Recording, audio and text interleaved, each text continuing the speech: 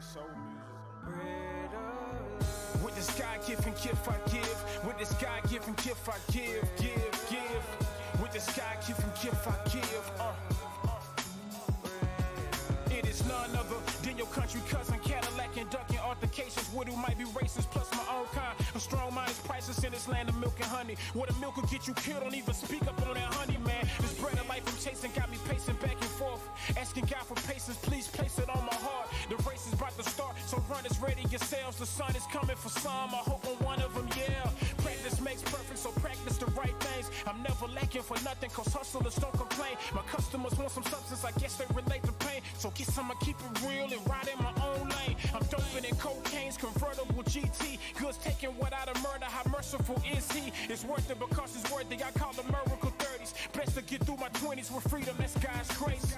About face, you salute and I salute your back. Cause real recognize it's real, that's a truthful fact. My big cousin that is crippin' in the blue hats. Peace to those who passed on, moving too fast. Yesterday's gone, yeah, it's history. Use the word blessed when you mention me. Cadillac real long like a centipede. Table made in the presence of my enemies. If Jesus ain't present, please intercede. Facing these inner city blues like I bruised knees. Praying for my dudes, yeah, my true G's. See, I'm the chef and it's that food that they do need. Take a taste of God's bread and hunger no more. It's a rumble in the jungle, every day it's war. Every day my mama praying, so I'm praying too. Take a taste of God's bread, that's the greatest food. Gave me wisdom, gave me knowledge, that's the greatest food. Gave me power to provide, that's the greatest food. When I was down, it brought me up, that's the greatest food. Now I know I can't survive without the greatest food. I am the living bread that came down from heaven. Whoever eats this bread will live forever. This bread is my flesh, which I will give for the life of the world. John 6:51. Yeah.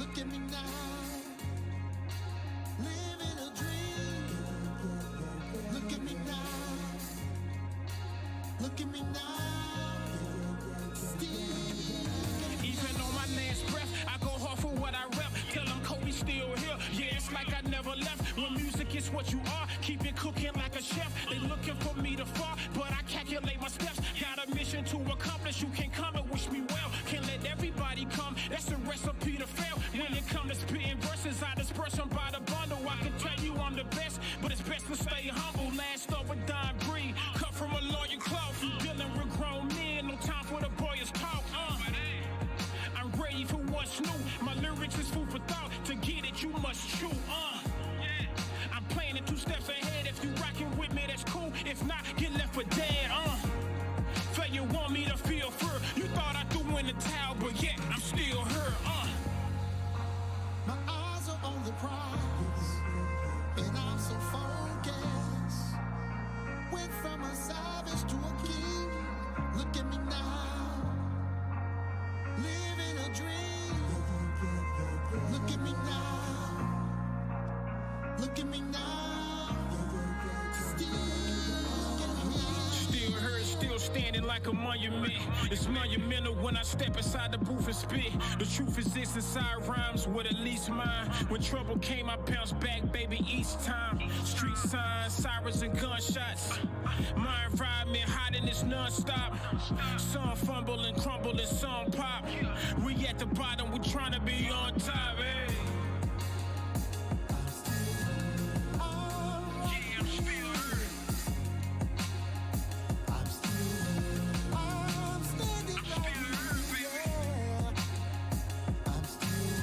Despite it all, I'm still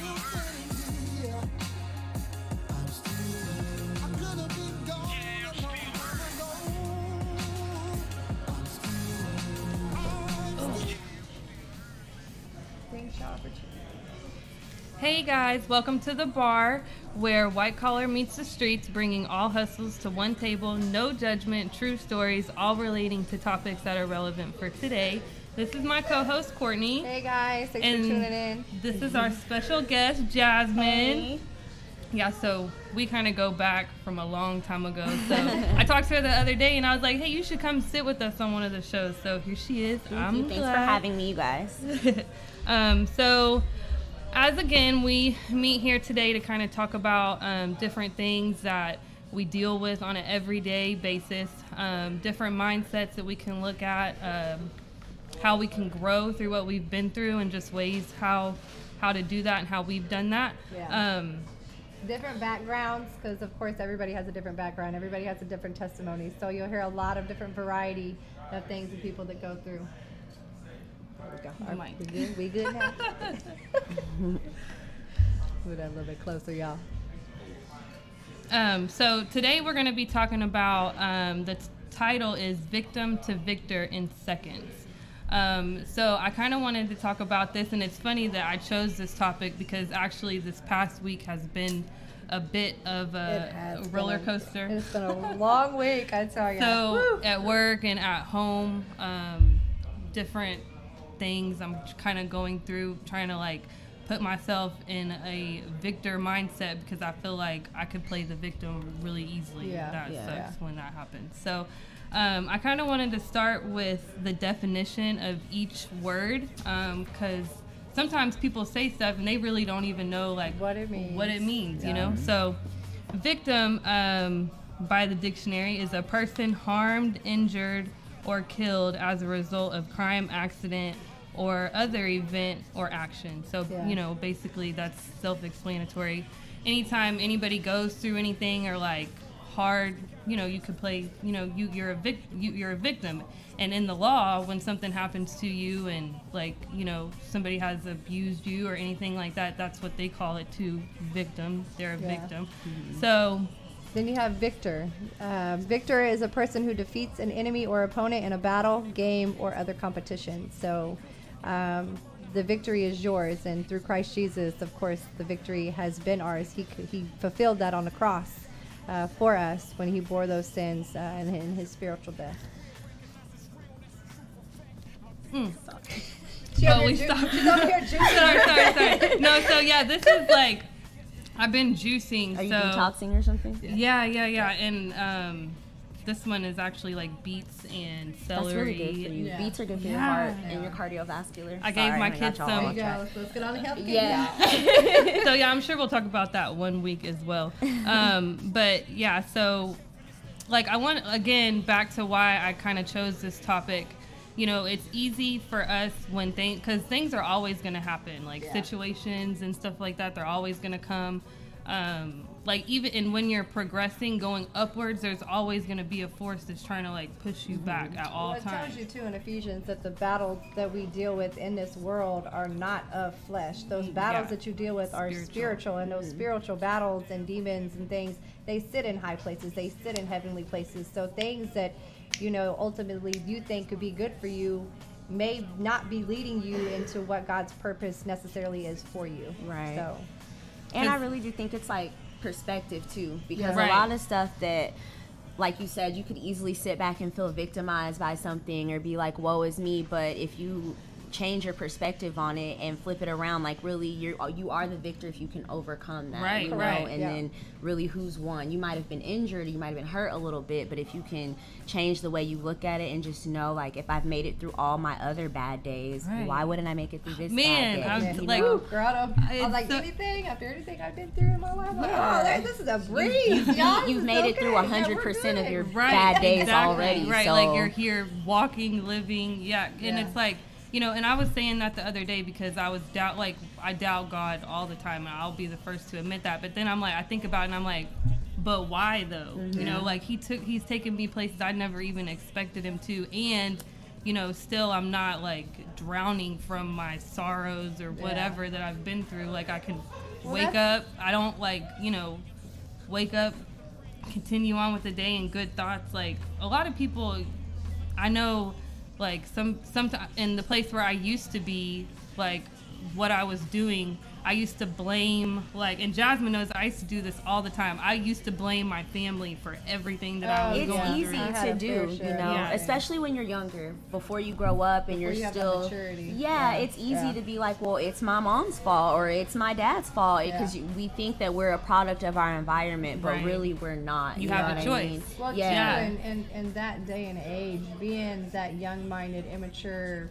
mind frame, that mindset, you know, society builds and fuels off that negativity. They fuel off of all that. They also not only fuel off of it, they feed it into us growing up. So that negativity is almost fed into us from a young age because of the media and social media and the things that they put out there all the time. So of course we fall into that victim mindset. And we don't have the maturity at that age to really understand the depths of what we're going through or what God's trying to grow us through. Yeah, it's like, it's really easy to play the blame game. I'll never forget, me and her were getting off of a plane from Hawaii. And my God.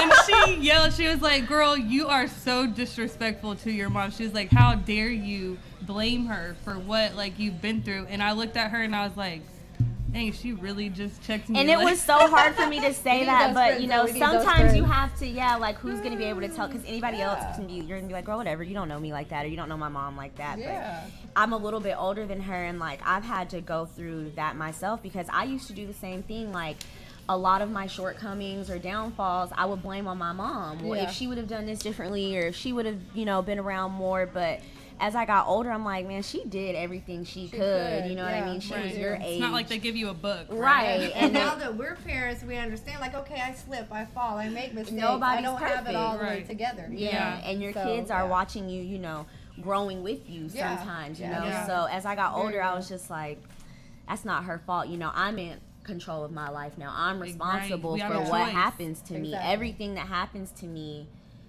is kind of my choice, even if it's good or bad, because if it's something bad that happens, I put myself in a situation. God gives you volition, and you have the option to do positive volition or negative volition. That choice is ultimately left up to you. And your spirit of discernment, you have to follow that. If you have a feeling about something, then you follow that feeling. Like, every time I doubt that, I'm always wrong. I'm always like, I told you not to do that. Like, she's a Leo too, so girl, we bump our heads in quite a few of the same ways. It's like, how many times you gotta bump your head to realize what's going on? And that's like, they have studies of, like, kids that were raised in the same household but turn out like two totally different ways. Like, you're not a product of your environment. You are who you are. And when you ask them, like, the successful one, like, hey, why, you know, how did you become so, like, how did you get so successful? And he would say, well, my dad or my parents, like, were abusive to me. And then you ask the other one why their life is the way it's going, like, why it's bad, and they say the same exact thing. You choose. And it's how you look at it. And how they grew from it. One of them took what they didn't want to be, and one of them victimized themselves because of what, you know, they went through. So, but also, because I remember growing up, I was like, I do not want to be like my mom. Like, that's the last person. Like, as far as, you know, I love her to death and she's a strong woman, but like, you know, we all say that. We all say that. We don't want to. We're like, I'll never be like that, you know. And then I see, like, me, the way I, like, react to my kids and stuff like that, and I'm like, girl, you look just like your mama. Or sound like, I catch myself doing that all the time. I'm like, okay. But, and I think it's because we like think, a flashback, like, and I think it's because we think on these negative things and we talk about it so much, like, growing up throughout our life, that it actually manifests into yourself. It grows into you. Of your subconscious. Manifestation is a real thing. Man, it's so real. That's why they say the power of your tongue. Life and death is in the power. Like, you can speak life and live life, or you can speak death, and your life will be miserable because of the things that you speak over and think about on a constant basis. I mean, and it's like, you know, sometimes I still, and I'm working on it, but there's a book about words you should not say, like, all the negative words you really shouldn't say, and I'm going to get the book because it looks so good. But it's like, I catch myself all the time, like, I'm about to say something, and it's like, girl, don't you put that out there, because it's so real. It's so real. Don't you do that. So that's what we're going to be talking about today, is the victim to victor mindset. But for now, we're going to jump into Job Juice. And this week I'm just gonna kind of touch on some things like some resume tips. If you are doing your own resume, like things that you can do to it or add to it to make it stand out. So one thing, and I actually learned this from doing, like, I kind of did a little research and stuff before I looked all this up, but this is one I learned. It says to look for keywords from job postings and use them in your resume. Man, that brought my resume to life, I'm telling you. Like, when I learned to look up other resumes and job postings that are within my criteria and for my that job experience, it definitely gives you a little bit more meatiness. It makes it pop more. Makes it pop and more. It looks more specific to the actual job that you're applying for. This is like, this is what I do all day. Oh, really? I look at like probably 1,000 resumes You do? a day. Yeah. You still work for the same place? Yeah. So like, you just came right on time today, girl. Yeah, that was something like, this is right up my alley, and I'm glad, like, everything you have, I'm glad you don't have pictures on here, because that's a no-no. Like, people do that a lot now, especially people from other countries, and it's not even when they look bad, it's just they don't ever hire people with the pictures. Don't put your picture on your resume, even if it's professional and cute. So, and then, also, I wanted to say this to number one, like when they say like email etiquette, it's good to like use words that the person you're talking to, like it builds the rapport, it builds the relationship. So you're like building a rapport with the people without even communicating with them, like verbally. Anyway, so number two, like you were saying, review resume examples for the industry you're applying for, and that's what you just touched on too. Like, look up some other examples that are applying or that have applied for the same kind of job that you're looking for, and don't copy it, but add your own. Add your own genuine, your own authenticity. Don't plagiarize it, because they can like type it in on Google and be like, they copied that resume right from there.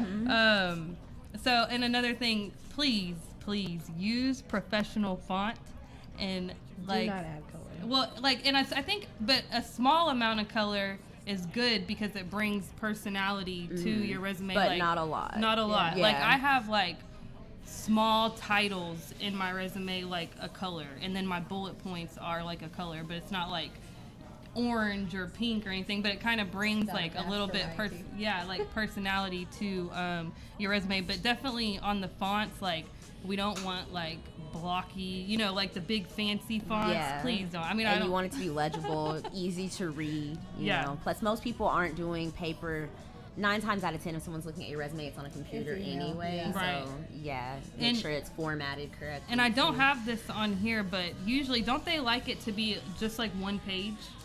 Kind of, like your cover letter, if you're gonna do one, and then because some people do get really drawn out in describing their previous job duties, but like Courtney said earlier, you do want to, let people know that you're knowledgeable on your job, but then you don't want it to be too lengthy, because I'm going to be honest, nobody's reading all of that. No one's reading your resume like it's an essay or something. So you kind of want to keep it down to like, I say a page and then a separate page for your references. And like or whatever degrees or stuff that you might have, or like certificates, put that on a second page with your references. So keep it short, not too long, but like you said, definitely explain, make it known that you're knowledgeable about the position that you were in. And then that kind of brings me, we were talking about the achievements. I always put an objective at the beginning, and I kind of like highlight on the things that I'm good at and the skills that I'm good at. So I think that's a good thing, and it's like it's not like it's funny because in the objective you can put like 2-word sentences, but still continue on because you're describing yourself and like your work ethic, I guess. So it's always good to like put that at the beginning, to kind of call attention to that. And then another thing, like if you're applying, and this is number 6, I know we haven't been counting, but it doesn't really matter.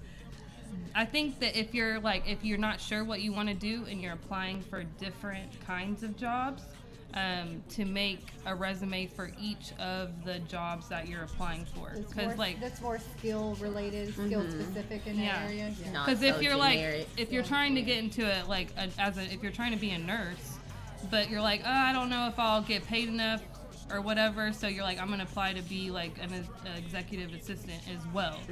But you don't want to put your nursing stuff on the executive assistant. You may want to put some skills from the other resume jobs that are most relevant on your resume, because like I've worked at 27 different restaurants, but if I'm going to apply for a financial firm, I'm not going to be like, and then 2008 I worked at Dickies. They don't care. You see more skill to kind of consolidate it to whatever is most relevant for the job that you're going to submit that resume for. That's a good tip.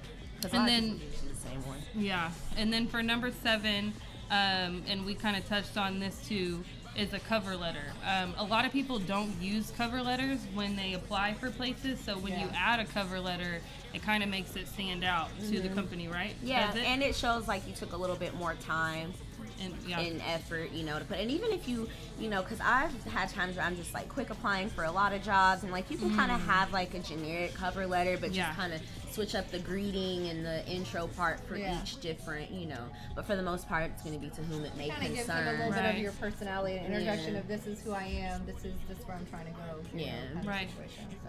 So that wraps it up for Job Juice. Resume tips again.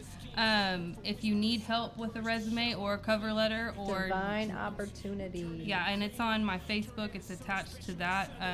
No charge. We'll do what we can to help you. If you're looking for a specific job and we know of some places, we'll shoot that to you or where you can go to find good job postings. And with that, we're going to go into a video. Check out our video, The Bar, Villa Koola. It's by 7. It's called Somebody Lied to Us.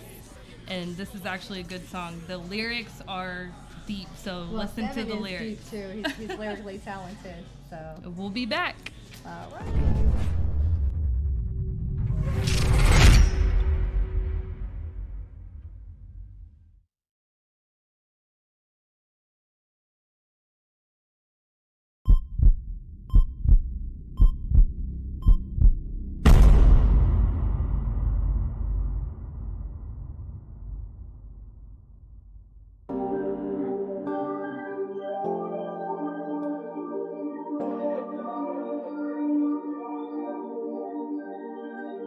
Yeah.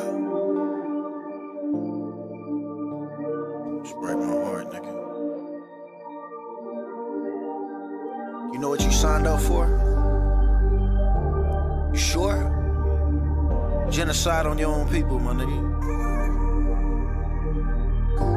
It's a lie. You're living a lie. Yeah.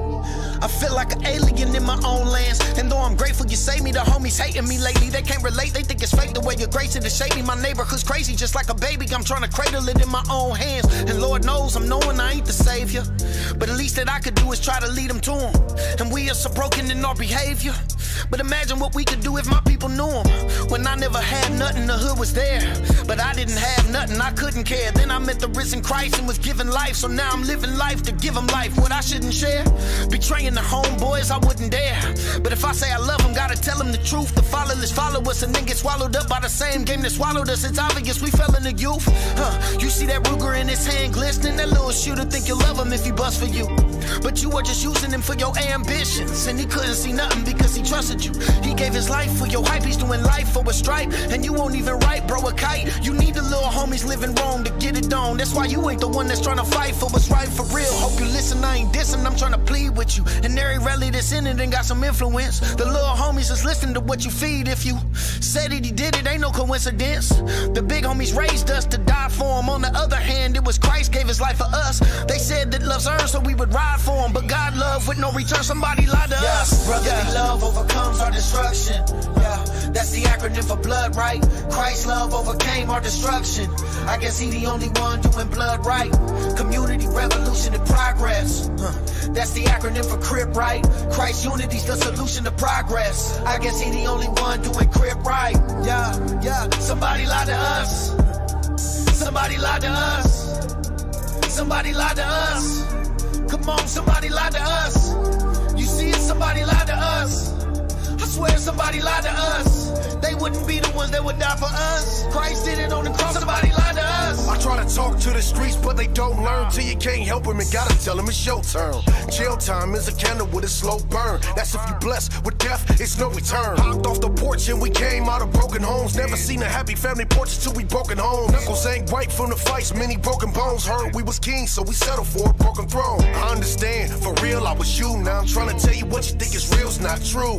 Love yelling cuz I was real about blue. Now I'm covered in his blood like a real die move. The streets say you real when they crying at your wake. If you walk away to get your life right, then you fake. So I either gotta die, live a life full of hate, to be real in your eyes, realize that it ain't love.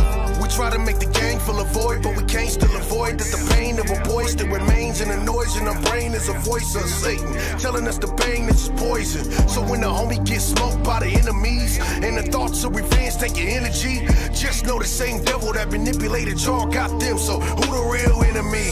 Geppetto got you thinking that you real boy. Pin the okie doke on the loke, that's a kill boy. Grip of blood, we just shed a grip of blood. Before you spit a slug at another thug, better chill boy. Cause when you kill him, you kill you. Taking lives hardens hearts, that it will do. I'm talking to the fake and the real goons. Somebody lied to us, listen to the real Jews. Yeah, brotherly love overcomes our destruction. Yeah, that's the acronym for blood, right? Christ's love overcame our destruction. I guess he the only one doing blood right. Community, revolution, and progress. That's the acronym for crib, right? Christ's unity's the solution to progress. I guess he the only one doing crib right. Yeah, somebody lied to us. Somebody lied to us. Somebody lied to us. Come on, somebody lied to us. You see it, somebody lied to us. I swear somebody lied to us. They wouldn't be the ones that would die for us. Christ did it on the cross, somebody lied to us. He wanna be famous, so he's saying he functionary nigga in the gang amongst them. And he caught up in the gang of funk and caught a case, and the judge made the same assumption, so they hit him with a gang injunction, The homie said he got you, he made blood spill, but he only did it for the blood thrill. Plus he only did it off that drug pill. But he got you feeling like the love's real. Now you feeling like you owe him a body, so you roll and you body somebody and your bodies they climb. But the same one that molded those bodies, he is holding your body, he gon' body your body in time. Yeah, now they celebrating hell cause they feeling like they'll never get to Zion cause they lost faith. Selling they soul for a little bit of fame. They gon' know it ain't no game when they die and they see God's face. Yeah, the world's cold and hell is hot. We stuck up in this melting pot. Instead of helping them, we selling rock. Yeah, living selfish while you tell us stop. I ain't judging, I'm just stating facts. And I pray that we repent, cause it's too late the day you come get us. Look how the slum did us, you the only one with us. Regenerate our faith and have grace on my young niggas. Brotherly love overcomes our destruction. Yeah, that's the acronym for blood, right? Christ's love overcame our destruction. I guess he the only one doing blood right. Community, revolution, and progress. That's the acronym for crib, right? Christ's unity's the solution to progress. I guess he the only one doing crib right. Yeah, somebody lied to us. Somebody lied to us. Somebody lied to us. Come on, somebody lied to us. You see it, somebody lied to us. I swear somebody lied to us. They wouldn't be the ones that would die for us. Christ did it on the cross, somebody lied to us.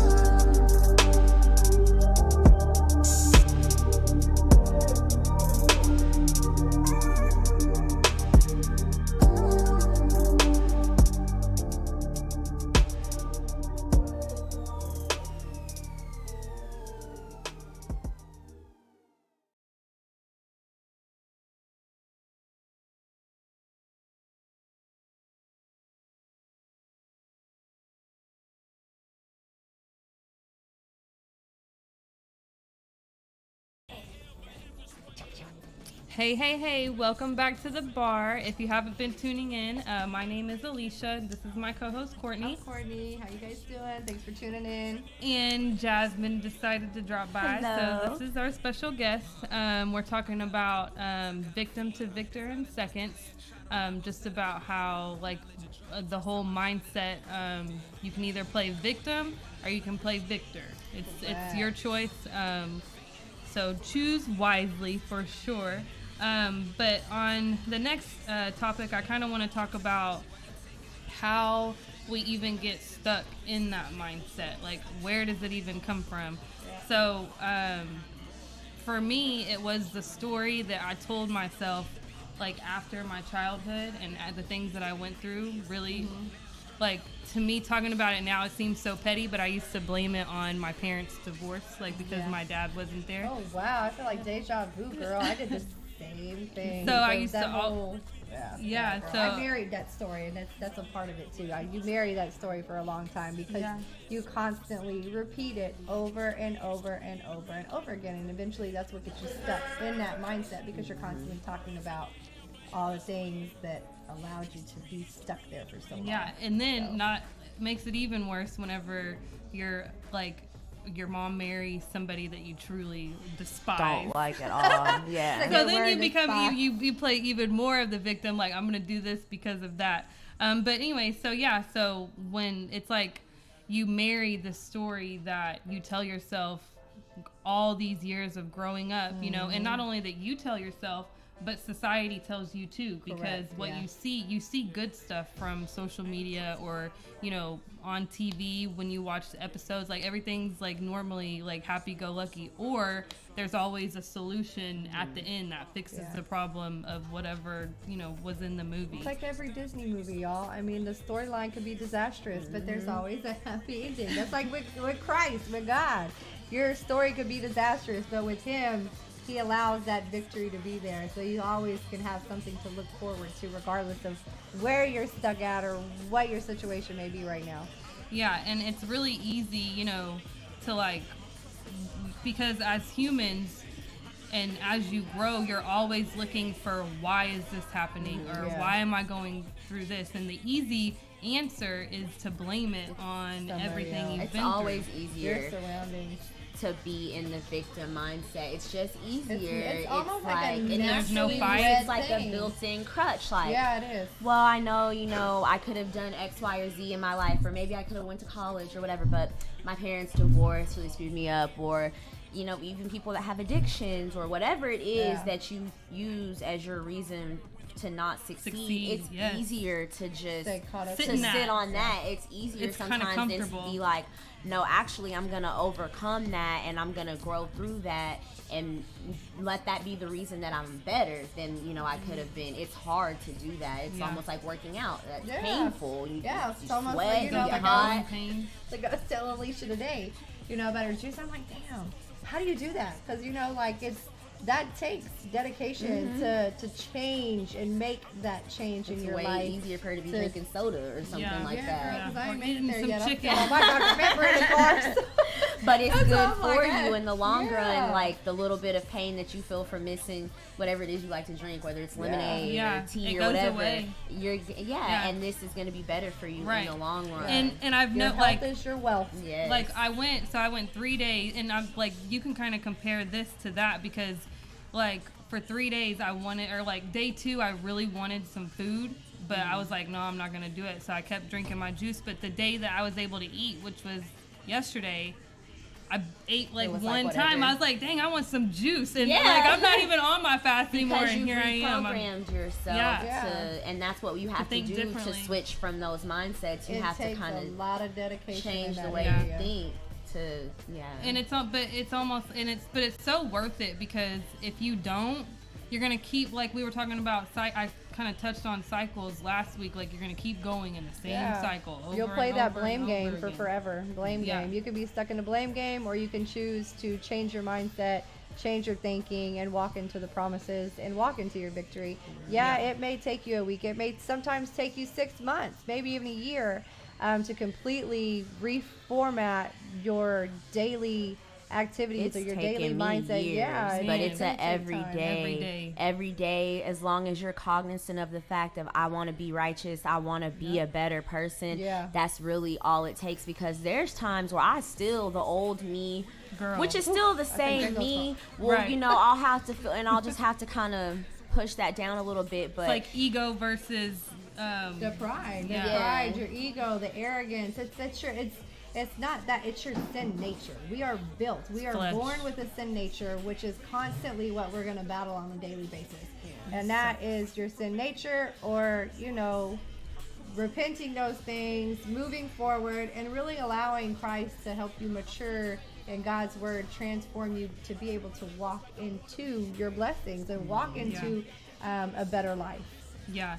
I think that a lot of the time, you know, like you said, it's easy to focus on, like, or to not do anything and to sit in our negative, you know, whatever. Like, for me, like, sometimes I'm like, yeah, like, I talk all, like, feel like I'm so positive, but at times I can catch myself being super negative. You know what I do now? Whenever I catch myself, because that's habit, so a lot of things are habitual, you just have to break them. But now, anytime I catch myself thinking something negative or about to complain, because I'm a complainer, it could be, I'm such a brat, so the smallest inconvenience, I'll be quick to be like, oh, like, I can't, you know what I mean? So the first thing I'll do is say 3 things out loud that I'm grateful for. So I might be like, before, as soon as I be like, man, all this track, I'm thankful for my health, I'm thankful for my home, I'm thankful for my family, I'm thankful for God. And if you just say that 3 things that you're grateful for, just stop that negative thought. It'll become habit. And you still, we're human. Life's all about balance. You're gonna have negative thoughts, but you don't have to dwell in them. There was an article I read one time about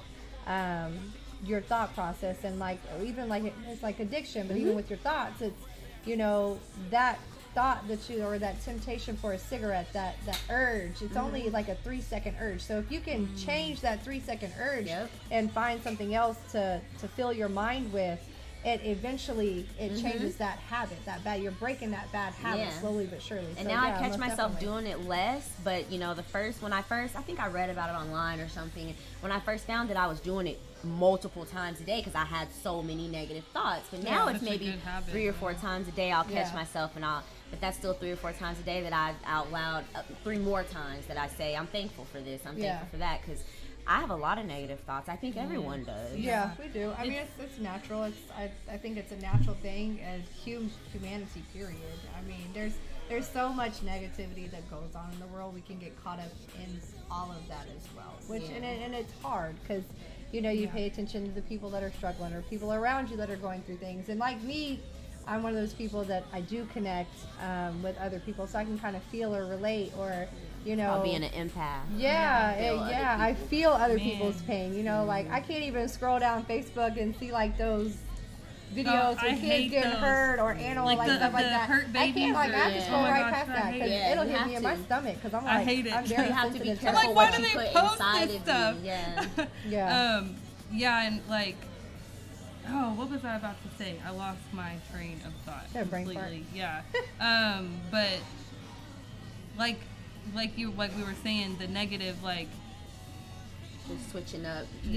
Not getting. You're saying about not just dwelling on negative thoughts, and like whenever you know like what you're thankful for, like you said, it's easy to run that back and to fight those negative things, because so often, I mean, it's almost like every day you're gonna come to a situation. It could be something so small, or it could be something so big. Like you could play victim or victor in that situation. Like, it's such a small thing. And it's like at work. Last week, I'm telling you, I was like done. I almost literally like walked out of my job. And so you have to understand too, like when you have those moments, and because I literally, we talked about this last week, because I felt the same way. You know, I get discouraged on my job, or, you know, I have those moments where I get stuck in the negative and the things that are going on in my job that may not have a whole lot to do with me, but it affects me and my attitude on the job. And it can turn me into where it's like an unhappy environment for me. But you also have to remember how the enemy sneaks in, and how he tries to disband that, you know, encouragement or uplifting or positive attitude. That's him sneaking in. He's just sneaking in, trying to disband and disarmor you, to throw you back into the old ways from where you've already grown from. And you know, I remembered what I was gonna say for sure. Like, also, like, pay attention to, like, because you have to be really careful about energy is like so strong. So like if you like see people that are like in a victim mindset, you know, you don't have to like shame these people, but bring, you know, they say you have to get down to somebody's level, but I really don't believe you. Like, you bring other people up. You bring them up, and if they don't want to hear it, then sometimes you just have to disengage, because sometimes after a while you don't want to hear that toxic that toxicity every single day. Negativity is contagious. Yeah, and sometimes you have, just like what you were saying about choosing what you view on social media, sometimes you have to choose the people you talk to. Like, there's certain people in my family that every time you talk to them, something bad happened, or this happened at the house, or I don't want to hear that every day. You could choose to, every day, something like you said, every day you're going to have an opportunity where something bad is going to happen, and you can choose to just wallow in it. And like, there's stuff that happens to me where sometimes people will call me and be like, how's your day going? And I could really be like, well, so-and-so got on my nerves, and I came home and the garage door was up, and but you they don't want to hear that. We got a laundry list of things. I'm just like, it was cool. Yeah. How was your day? Because nobody really wants to hear, especially not every single time they talk to you. Like, you have to choose, like you said, those energies, because then you start, especially if you're an empathetic person and you really are sensitive to others' feelings, and you start taking that on, and like, it starts to manifest itself into you. And even if you don't have anything to worry about, now you're worried about somebody else who, if they really cared, they would choose to overcome that and choose to find a way. Not to saying that it's easy, stuff takes time, but you can get through it if you really put your mind to something. You can overcome anything with God. In that is a choice. With faith and just determination, you can get through anything that you're going through. Faith is so big, and like, I think oftentimes I forget that if you have faith, you have everything.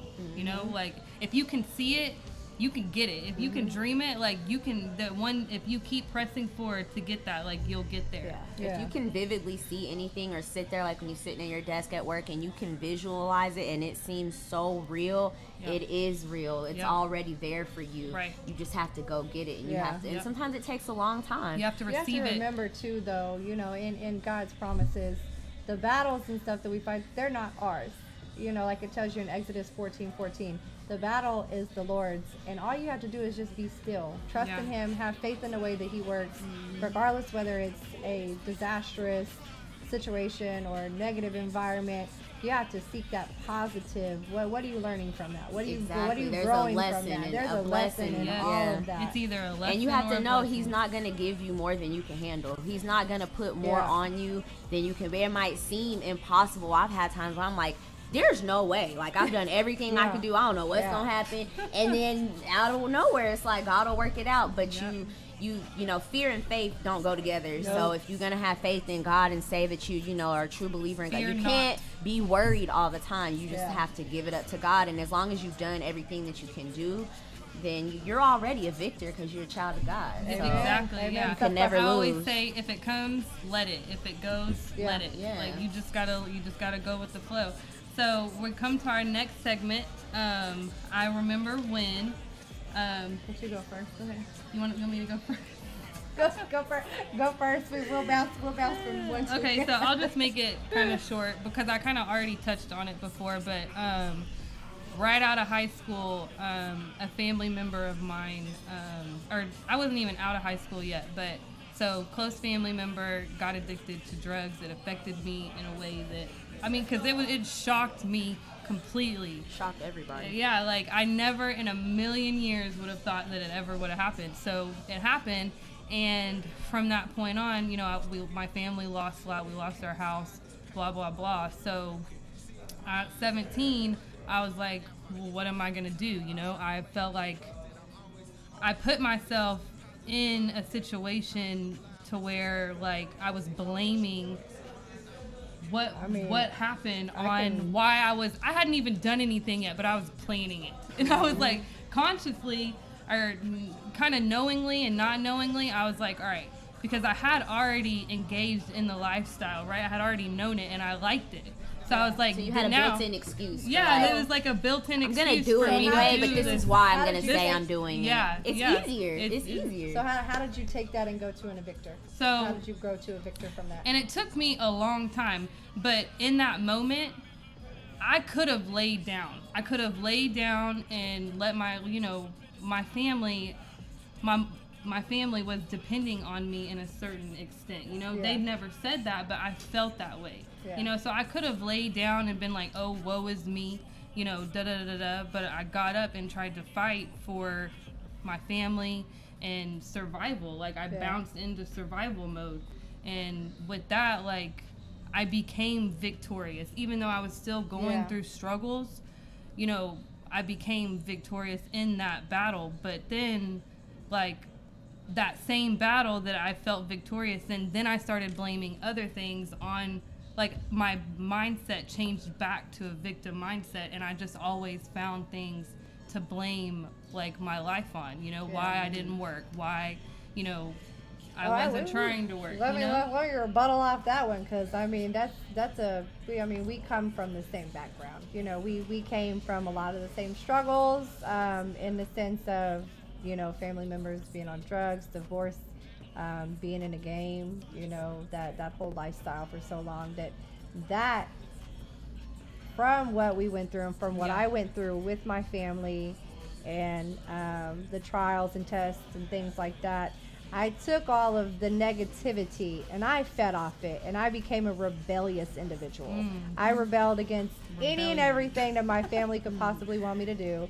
I rebelled completely against God, and I went against my faith, and I went against what I knew, but I also was so young, and I wasn't mature enough to really understand how to overcome and be a victor at that time in my life. So I stayed in church. I stayed close to people that I was in and out of church. I wasn't like a constant church goer. I had one foot in and one foot out because I was in the world, and then I wanted to live my life for Christ. And so I battled that for a really long time, and finally I fully surrendered. And, you know, I still struggle with stuff today. You know, thank God I've been out of the game for 3.5 years now, you know, by the grace of God. He's delivered me from that. Still struggle with alcohol, still struggle with, you know, my pride, my arrogance, you know, wanting things my way, being impatient. But that's what, like I was saying earlier, that's gonna take time. Yeah. You'll be working on that for the rest of your life. But it's just as long as you try it's growth. and aware. It's growth. It's all of that it's growth. It's people testing, it's momentum testing. It's life in general, that all it's doing is really helping you grow spiritually more mature. Into victory, too. You walk into it more and more. So instead, when those tests come and they hit me nowadays, I have peace about it. I may not like the situation I'm in or what I'm going through, facing the ugly truth, so I might be frustrated with the individual I'm having to deal with, family member, whatever the case. But I also appreciate those tests that come my way. I've learned and I've gained a new appreciation for my hard times, because they have taught me so much about life. They've helped me grow and mature and become such a better person, woman, mother, wife, and all, a sister, friend, all of those things. You know, so I appreciate that now. Yeah, I mean, I think that we could all say being in the streets, definitely, the game, whatever it may be, we use that to become successful in our future life. I mean, for me, like, I use the game, everything I went through, as like momentum to keep going. To keep pushing. Anything good or bad should be your struggle. It's a part of you. You mold that into, even if it's a negative, you flip it into something positive. Like you were saying earlier. There's a blessing in every lesson. Optimistic person. You know, you have the people that are half empty or half full. I'm one of those people, my cup is always overflowing. I don't care what I'm going through, what's going on. My cup is always overflowing. I can pull a positive from any negative situation now. Used to, I wasn't like that. You know, I didn't feed off of that. I fed off the negativity, and I stayed in that negative mindset. But nowadays, I'm like, okay, all right, I'll get through it. It'll be all right. It may take me a month, a couple weeks, whatever, but eventually. Eventually I'll overcome. So what about you, Jess? When I felt like I went from being a victim in my life to a victor, probably around like the age 24, 25. Like, we grew up together, so you know my mom, like, I grew up in the church. She was going to Bible study on Wednesdays. So until I got to being like a teenager, it was when I really got the freedom to not have to be in the church and doing praise dancing and all that extra stuff. And so, like, I kind of lost my way, because I've always known how I'm supposed to think and how I'm supposed to carry myself, because I know who I am, and I've always known that. My mom raised us to know, like, you are a child of God, you're chosen. But for a while, I was just kind of lost in the sauce, and then I had to find my way. I was going to go to the military, and when I started living how I knew God intended me to live, I stopped being so prideful. I stopped being so selfish. I stopped thinking I was better than, or judging other people. Who am I to judge? Like, I didn't know what to do with myself. I was finna go to the military just because I was tired of living, you know, month to month, check to check, eviction notices on the door. And when I finally put my pride to the side and started following, like, the 7 fruits of the Spirit, you know what I mean? We're like talking about self-control. That self-control, and that's when my life started, and it went totally different. I didn't end up going to the military, but everything I intended, and I was like, God, this is what I want. I started getting those things, but I was getting them a total different way, and way more, and bigger and better.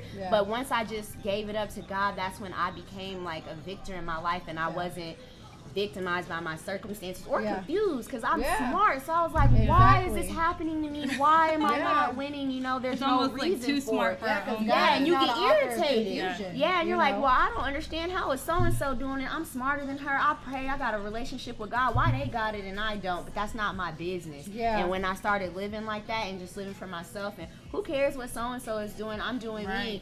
My life just started elevating, and like, it's so it's just true. been up and up from there.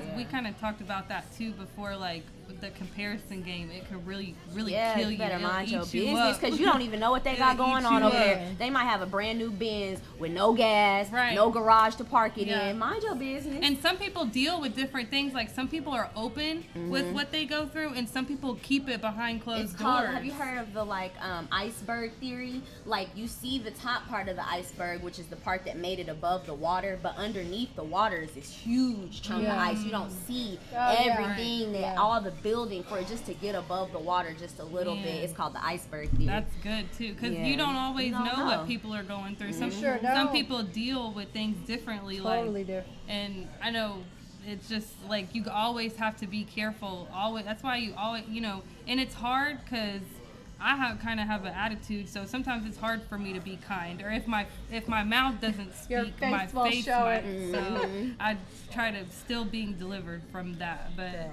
like, you know, you just have to catch yourself. So that kind of wraps up I Remember When. We're gonna go into another video. This is from ours truly, Colby Savage. It's called Mercy.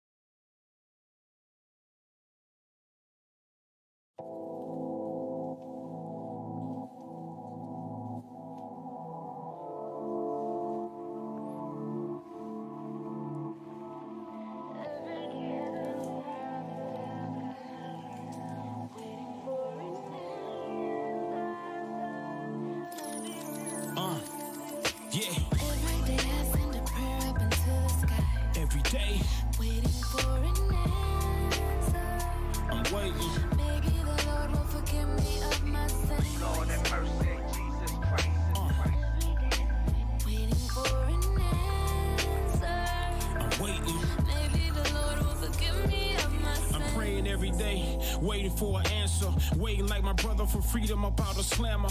All eyes on me like I'm Pac on the camera. I came off the block where they rock with them hammers, with them jobs to turn you down, but the streets will plug you in. Have a cool church going, nigga, out there hugging sin. We was stuck and trying to win, hustling, bringing income in. Not knowing the system, laughing like they coming to the pen. Incarcerated souls sending prayers to the sky, hoping that God sees every tear they cry. I dodged prison, but I couldn't dodge karma. My choices kept me confined, Lord, cover me with your armor. Mercy is what I need, I'm planting seeds like a farmer. But this time around, it's loyalty and it's honor. Maybe if I'm forgiven and Jesus is in my corner, this troublesome life I see won't bother me any longer. Every day I send a prayer up into the sky. Every day, waiting for an answer. I'm waiting. Maybe the Lord will forgive me of my sins. Lord have mercy, Jesus Christ. Waiting for an answer. I'm waiting. Maybe the Lord will forgive me of my sins. Smoking kush, reading scriptures from the book of John. If I'm wrong, please forgive me, I'm your fallen son. Misunderstood like a preacher who talks in tongues. You can't relate your feet, never had to walk the slums. I'm waiting for an answer to my prayers. I need peace like my next breath of air. My next breath ain't promised, but I ain't scared. Father, forgive me for sinning like I ain't care. I almost fell off, but I'm still balanced. It's up to me to make the most of each and every talent. Each and every challenge I accept it right. You never know how strong you are until you have to fight. These snakes strike, try and send you to the afterlife. I'm still learning, had to read a few chapters twice. Jesus Christ, have mercy on me every night. I am patiently waiting on your sound advice. Every day I send a prayer up into the sky. Every day, Waiting for an answer. I'm waiting. Maybe the Lord will forgive me of my sins. Lord have mercy, Jesus Christ. Waiting for an answer. I'm waiting. Maybe the Lord will forgive me of my sins. I'm dreaming of a life free from strife, free from fake friends and feds who might indict. Only positive vibes is in my sight. I'm only vibing with God, so when I write, my words bound to take listeners to a higher height. I'm thankful in the morning, thankful in the night. Whenever I'm performing, you can see the light. You can see the inspiration, this is more than hype.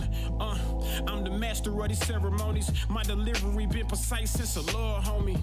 I'm blessed to bless stages with the good news. I'm trying to split the Red Sea and make a mountain move. My faith stronger than it's ever been. Truthfully speaking, bro, I've never had a better friend. I tried doing this alone, but it's far from done. I need Jesus in my life, Lord, please respond. Every day I send a prayer up into the sky. Every day, Waiting for an answer. I'm waiting. Maybe the Lord will forgive me of my sins. Lord have mercy, Jesus Christ. Waiting for an answer. I'm waiting. Maybe the Lord will forgive me of my sins. Every day I send a prayer up into the sky. Waiting for an answer.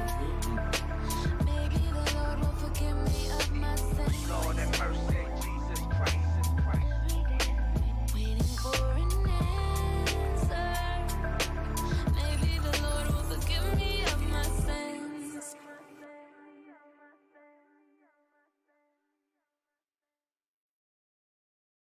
Was he couldn't walk. Yes, he was completely disabled. So like a paraplegic. Yes, that's it. That's the word I was looking for, girl. Thank you. I need to get a source. Hey guys, welcome back to the bar. My name is Alysha. This is Courtney. And I'm Jazz. Thanks for And tuning in. we are talking about victim to victor in seconds. And on our last little subtopic, it's how to get unstuck. Yeah. So we've talked about how we get stuck, but we really don't even want to focus on all of that. Yes. We want to focus on how to get unstuck. So I kind of want to reference back to a story that is in the Bible, and I won't like do scripture for scripture because it's just kind of like about the whole entire, gist of it. So there was somebody like that couldn't walk, and Jesus asked him like, what is it like? Do you want to be made well? Like, do you want to sit in this or do you want to be made well? Well, the man had been there for 38 years. He Yeah. just sat by the well and he took into that his victim. That's where the victim mindset came in with the Always man. 'Cause gave he excuses was like, for why I he had didn't get down nobody there. to get me to the well. Yeah. That's when Jesus asked him, do you want to be made well? Yeah. And So then he goes on to say, the guy that is playing victim, he's like, sir, I have no one to put me in the pool and the water is stirred up, but while I'm coming, another one steps down before me. So he's given all of these excuses of why he can't get to where he needs to go. And Jesus told him, he said, rise up and walk. He just told him, like, get up, get your mat and walk. that should speak And- volumes to you and the victory that you have in Christ. That should like- speak volumes to you and the victory that you have to be able to get up, to overcome, to see through everything that you may be going through, whatever circumstance it may be. Yeah, it's already in you. Yes. You have everything you need from God. It's already in you. All you have to do is receive it. Get up and walk. Like, get up and do what you want to do. Get up and do what's in your heart. Like, quit making excuses for everything, and just do it. Like Nike says, just do it, right? So I kind of just wanted to kind of lay that out there because, it is the Bible, and I think the Bible is full of stories that can teach us, you know, about life and why things have gone, you know, it's all of the whole Bible is about victim to victory, like totally. God takes the sinners, he takes the broken, and he makes us whole again. And Yeah. and that's the power that we have through him. You know, for that I'm forever grateful. So And like, so one thing that I did as I was like going through my journey is I was listening to something, and they were like, literally rewrite your story. Like, sit down, think about why you have, you know, the victim mindset that you've been in, flip it, write it down, and write your new story. And so I did that, and every time I like start thinking negative about my past, or, you know, dwelling on being a single mom, or, you know, all of that stuff, I look at that story that I rewrote, and it's like, you don't have to live like, you know, in the victim mindset. You can I reread that story, and it reminds me like of the victory. You're strong because you're a single mom. Right. Like, you're tough because you're a single mom. Right. But it's hard to, you have to flip your perspective on that. And so like, if you do have a certain thing that you deal with, you know, that you're, you know, that you haven't felt like you haven't overcame yet, and there's a root to it, like, you ask yourself why. First of all, why are you going through this? And normally the same thing comes to your mind every time. Like, you always blame different things for the same thing. Like Jasmine said, you know, you have that discernment. The gift of the Holy Spirit, you know, when you're in fellowship, you know, of course, repenting and confessing those sins, giving that to the Father, and, you know, having that discernment, you know, pray, ask for God to reveal those things to you that you're struggling with. He will, you know, that will come to you. He'll reveal those things to be able to help you overcome whatever it is that you may be stuck in. And then once he reveals it to you, ask him to Work deliver on you it. from Yeah, it. yeah, And take it out exactly. your life. And sometimes it might be something you kind of want. If you ask God to remove the things that aren't for you, sometimes he'll start taking things and people, and you'll be like, but I like them. I'm like, but it ain't good never for you. expected. Yeah. Exactly. And that is so real. Like, you know, you have to learn from everything that you've been through, and then when you ask God and he shows you, you got to listen, you know? If you go with your gut and you go with what God is telling you to do, your intuition, like, his spirit lives in you. Like, his Holy Spirit, he lives in you. Like, so just follow it. That's why you have to get, you know, your quiet time in, you know, so you can align and hear. I'm telling you, I have to lock myself in the bathroom. I have 3 kids, so my quiet time is all right. Just go lock ourselves in the bathroom. So I need a minute to pray, hit my knees, you know, and gather myself for a minute, because that quiet time, it will restore that little place of peace that you need for a minute. Like meditation, it's so it's very important to your day, because it helps you when you are not in your quiet space. It's like, if you are in a place of chaos or something, and you can just in that moment go, God, okay, and just get through it, you know. But you have to sometimes start doing it on your own, actually in silence, so that when you are in those moments where everything's just so chaotic, you can kind of just step out of it for a moment and see how to navigate through it, because you get caught up, like you said, in the cycle. Right. So true. So to get unstuck, you know, rewrite your story. Literally, if you have to, rewrite it. Type it up, put it in your phone, in your notes, and every time you start thinking negative about your life, reread that victory statement, and it comes from God. What you write on that paper is coming from God. Like, those are promises from Him. Open up your word. Go in there. Get those promises that will give you that firm foundation, that will give you, those are solid promises. There's nothing in that Bible that's not promised to you that you can't have, that's not there for you, that won't help you overcome. So look it up, because that being in the Word of God is something that will really help give you even more peace than anything in this world can. And he'll help you change your perspective, which is what you got to do. You have to be able to flip it. You got to change, you know, what you all the negativity, and flip it into positive. Like we were saying earlier, lemons to lemonade. And God will help you do that. And like one thing that I kind of wrote here is, or from the Bible, it's Ephesians 5:8, and it says, "For you were once darkness, but now you are light in the Lord. Live as children of light." So you are light. Like, this is a promise that has already been given to you, you know? And God is not going to give you something and then just leave you hanging on it. He's not. That's not how he works. Like, he's faithful to all of his kids, and he's gonna give. If you can see it, it's gonna be yours. And if you believe that it will be yours eventually, I mean, you're gonna be claim there. It, receive it, you walk gotta in claim it. You have to walk in it. And I like, to get unstuck, you have to live in the light. You got to shut out all the darkness. Faith without works is dead. Yep. You can't have faith and then not put work behind it and trust in what God is doing in your life. And it's like, we're so quick to say, I trust God and all of this, but it's the smallest thing could come and I flip out and I'm like, do I really trust God or what's going on here? Because I need to check myself, because clearly my faith is like slipping right now. And a lot of shaking, it's being tested, girl. Being tested. And a lot of people think that, like, you know, faith like is something that you have to earn, like work for, like, you know, you have to do this to get more faith, but that's not. You'll never get enough. You should already have the utmost faith. No matter what. If you're lacking any, that means you're doubting just a little bit. Just a little bit. And if you doubt a little bit, that's all. Faith of a mustard. All you need is a faith of a mustard seed. That's it. And it's a little bit of faith will go a long way, y'all. Yep, for sure. And like, so kind of to go over the bullet points, rewrite your story. Learn from your old story while you're rewriting your new story. You know, there may be some things that you need to take down from your old story to carry with you, you know, that are positive things that you can anchor in and that will motivate you, build you up. And so that kind of goes to the note to myself for today. It's, you can't be a victor if you're always playing the victim. Amen. Yeah. Amen. You want to hit on that, Courtney, at all? As we close. Let's see. What do I have to share? Learning from your old story, changing your perspective. Here. Oh, you can't be a victor if you're always playing victim. Thanks, just redirect me, okay? You know.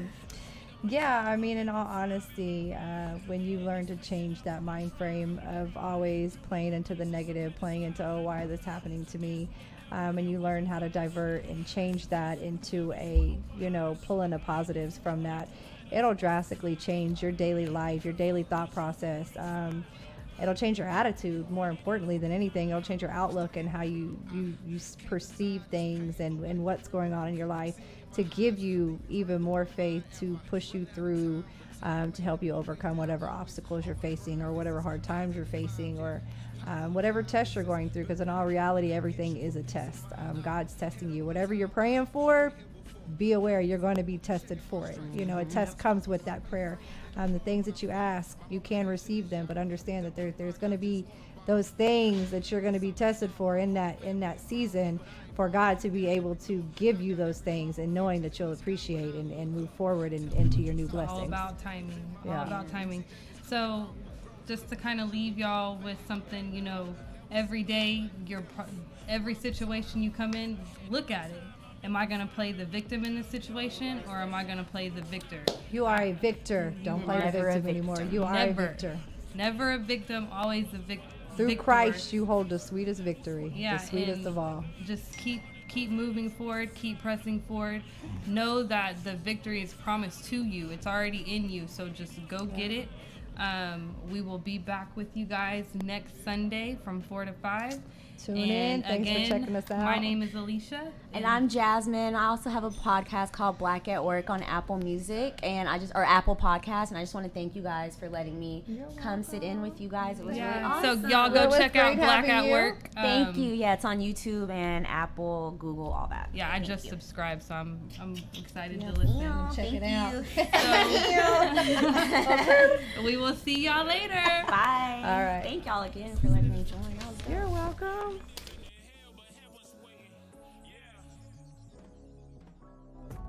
Faith without works, that's dead.